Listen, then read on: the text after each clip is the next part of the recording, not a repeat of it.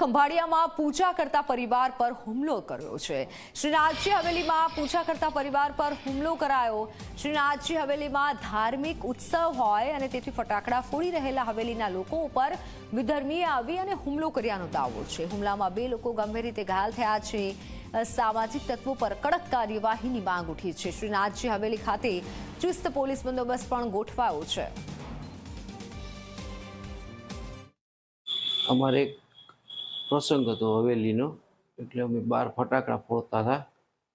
તો ફટાકડા અમે ફોડતા હતા ને તો બાજુમાંથી 4 વિધર્મીઓ આવી ને અમને ના પાડવા માંડ્યા અને જેમ તેમ ગાળો બોલવા માંડ્યા, અમને, ભગવાનને ને હવેલીને જેમ તેમ। એટલે અમે કીધું ભાઈ તમે ગાળો ના બોલો અહીંયા। એમ કીધું કે અહીંયા તમારે ફટાકડા ફોડવા નહીં, તમે હવે ફટાકડા ફોડ્યા તમે તમારી હવેલીને તાળું મારી દઈશું ને તમને અમે મારી નાખશું, બરાબર। હજી વાત કરતા હતા એમાં તો એ લોકો 4 જણા આવીને અમને ધોકાને પાય પડે મારવા માંડ્યા, મને ને મારા ભત્રીજાને।